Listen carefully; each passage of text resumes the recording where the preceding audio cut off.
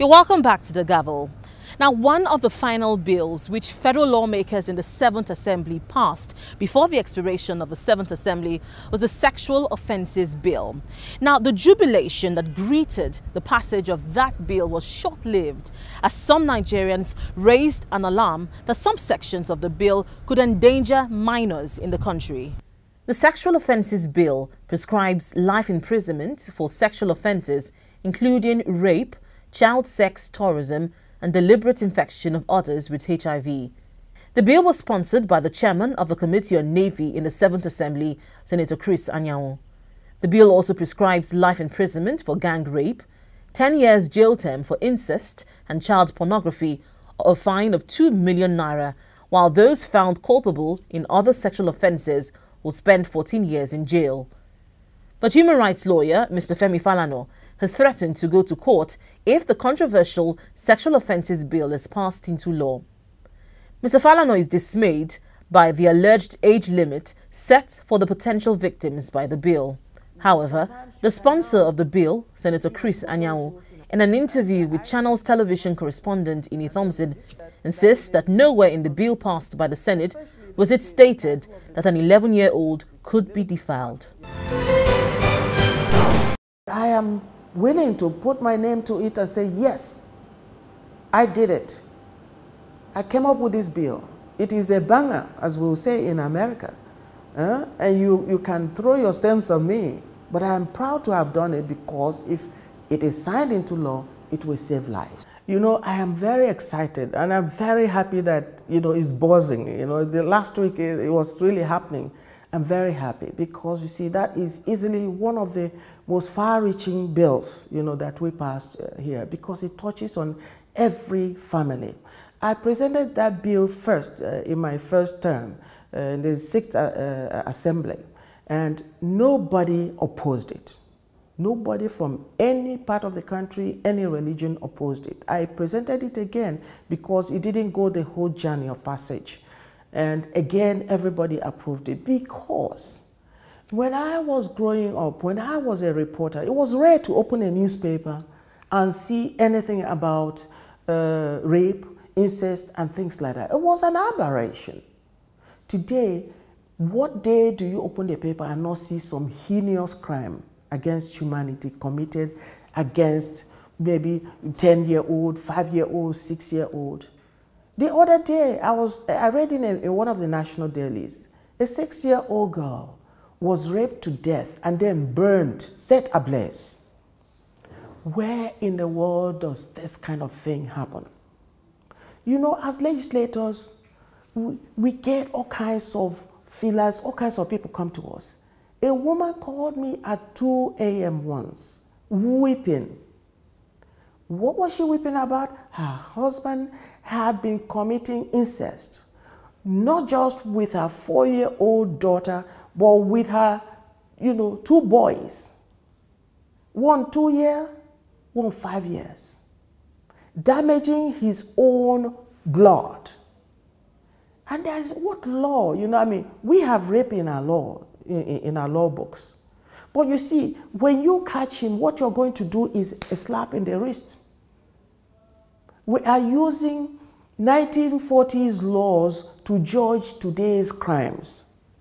So it was necessary to do a whole compilation of all the laws regarding sexual offenses of any type. Rape, incest, animism, all kinds of things. Update them and bring them to scratch with contemporary practice. And then there are some crimes that are yet to arrive in Nigeria, which we know because Nigeria is well hooked to the global village. Sooner or later, it will come here. Child sex tourism, gang rape, lacing, drinks, with drugs or whatever it is with intent to stupefy, deliberately infecting your partner with HIV/AIDS. Some of these things are things that are evolving from the way we live today, but they are not in our law books. There are all kinds of things. So now we have put together a law that And senators were so incensed by what they were seeing and what they know to be happening today that when I wrote 10 years, they gave life. They say there has to be the ever-present danger that if you do it, you are going to go in for it. And if people are, convicted for dangerous sexual offense, crime, they are going to go into a database of offenders. They are hereafter, they will not get jobs in schools where children are populate. You will not give them Sunday school to teach little children and take them off. You will not have teachers abusing children. You will not have religious people, psychologically damaging young women and then taking advantage of them. In fact, if you own an institution and it's established that this institution is the venue of this type of thing happening and is encouraging, sexual abuses, sexual offenses, you are also actionable. And we also know that in our universities, what happened? Lecturers are not going to be taking advantage of our girls. Big men are not going to be, messing up with our young men who are desperate for employment. We cover the men, we cover the women, we cover children, male and female. We even cover people who are, have mental illness and therefore cannot take the right decision. So you are not going to abuse some, unstable person because you're doing some juju or whatever it is. A lot of nonsense happens in this society, and it is time to begin to tame Nigeria. And it is for all of us, You won't be in politics and have somebody pinching you, and, doing all kinds of things. It's coverage for all of us. We have to run a decent society, So this is where it is. We take preventive measures. If you want to ask me more questions, there's so much. It is so rich. It is so novel. It is so protective of our people that, it amuses me when I read stuff, that, okay, this bill, gave power for people to, what do they say? Have sex with 11-year-old. Imagine a former... Why do you think that came up? Because it must be that some people have a special interest in tarnishing this bill, and all that. Why would you say that? Why would I, Christian, be part of anything that would encourage that kind of thing? Nobody in Senate that I know would support a bill that says people can now take 11-year-old people to bed and all that. It is not on. Here is the bill. Here is the votes and proceeding of the day of Wednesday, the 3rd of June, when this bill was passed. And this is clause 6, defilement of children. He says, one says, any person who commits any act which causes penetration, whatever it is, with a child is guilty of an offense called defilement.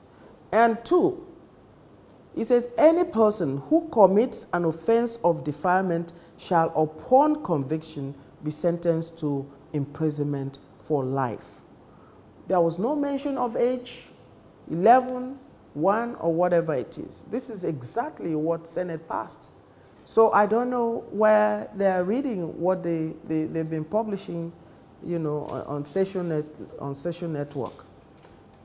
In fact, if people are interested, they will even go further and see this last paragraph specifically mentions 18 years of age, recognizing that the Child as, the Child Right Act of Nigeria defines a child as one who is below 18 years of age. This paragraph talks about 18 years of age, where it's talking about defense to a charge in this section. So if they really are being true to themselves, they should by inference, know that 18 years is the cutoff mark, for childhood, rather than 11. Where is 11 in the bill? Are we going to sit down there and they will damage every family, including that person who is, throwing stones at me?